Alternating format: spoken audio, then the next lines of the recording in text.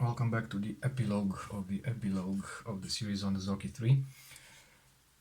Last time I was saying that the gap between the curtains is smaller than normal because when I tried to make them super straight, I decided to narrow the gap instead of enlarging it by moving one of the two ribbons. And that was my perception or my understanding that getting the slit smaller made the 1/1000th of a second actually faster than normal, and especially faster than they usually are on these cameras. I was working on a Zorki 4 the other day, and it went through all the steps, so complete this assembly, and when I got to the point of adjusting the shutter, I realized I simply couldn't adjust for 1/1000th. The gap was all over the place. No matter what kind of tension combination I tried for the two rollers, it was not working. And it came to me the fact that when I took the camera apart, I also removed this. Now, as I probably mentioned before, this thing is made of two parts. So it's the top part, this one with the little weird shaped profile, and the under part, the one with the pin. And obviously, since this is what gets latched for the second curtain, so the main latch, this one, and the secondary latch, they both stop this part. So basically this always stops in the exact same spot, either like somewhere here by the first latch or here by this secondary latch. Obviously, since the two parts are threaded, it is very, very important where the pin falls when the two parts are threaded together. So you can have, for this position, so stopped against the secondary latch, you can have this pin here, here, here, wherever. The bottom part has a hole. Let me turn it like this. It has a hole and a screw, a set screw. Now in the Zorki 4, obviously the hole goes all the way through the bottom part, but it only has a little indentation in the top part. So the head of the screw, since it's a set screw, it has a pointy tip, should engage in that little indentation. In the Zorki 3, at least in this one, the hole goes all the way through, so it goes through both of these two parts. And I had this feeling, even when I was working on the Zorki 3, that they weren't threaded all the way. But my initial marks, because I did make some marks, were faint enough so that I couldn't really make what's what out of it. Now, excuse me, these two marks were made not necessarily in the original position, but they were made to correspond with the hole. So I have one mark here that's exactly, I don't know if you can see, in the same place as the hole, because this is the head of the screw, and another mark on the second piece that obviously is in the same place, so exactly above the hole. And I decided to, after having to strip down the Zorki 4 just to get to this piece and then tighten it, that eventually solved that problem, I decided I will do the same for the Zorki 3, hopefully having the same outcome. So this is what I wanted to talk about in this shorter video. You need to take a lot of care when taking this thing apart. For one, it's extremely hard to remove, and it's even harder to put back. Now, my method is a bit unorthodox. I probably would need a special tool, so like a key to keep this one in position, and probably another key for the upper part. It's not necessarily a very big deal to manufacture.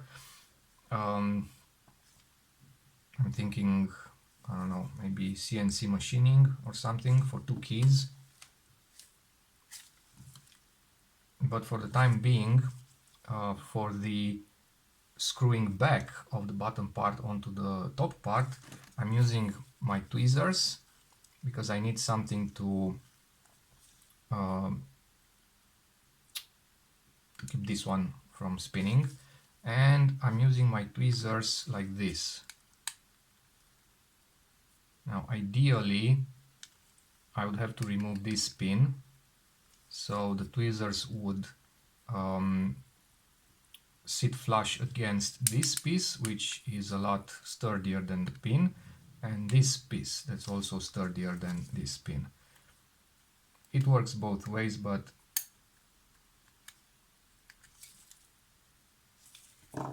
these screws are a bit loose.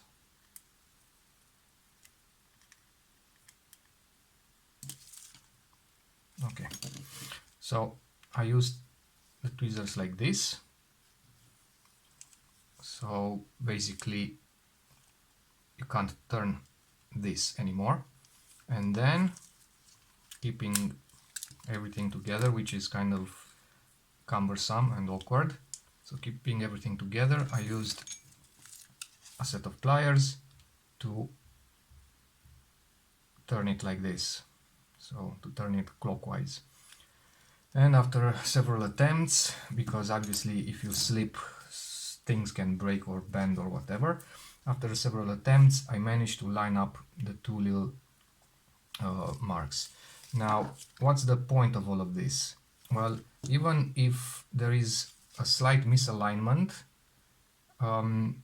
what actually happens is the second curtain will be in a different location. So the end, the end or the edge of the second curtain, instead of being here, for example, it will be here. It only takes a very minute rotation to move the entire edge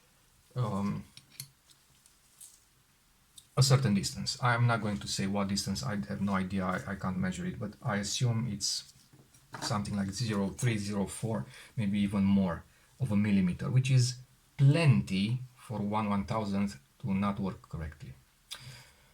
Okay, so yeah, that's a hard-earned lesson for me, because I had to take apart 2 cameras that were finished. And now I will see if my assumption was correct. I'm going to put this one back together again and obviously test it out again.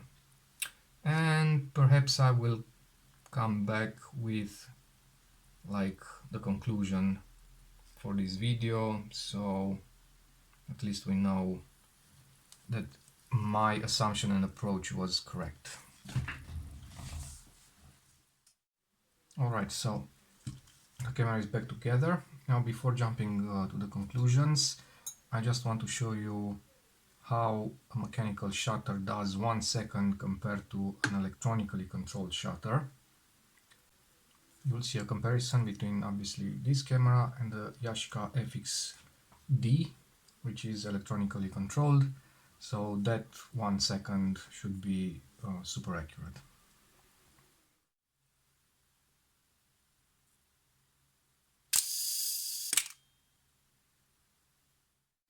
Alright, and now for the conclusions. Well, there is a bit of improvement, not as much as I thought I would see. So the gap is just slightly larger, so that also means the underexposure will be a little bit less visible. All in all, it's pretty okay. I will still go through another recap or a recheck of the shutter tension, just to make sure the curtains are balanced correctly, although I did film test the camera before and everything looked fine to me. And that pretty much sums up this, not tutorial, but CLA procedure. In my next series, I think I will be custom painting a Zorki 4.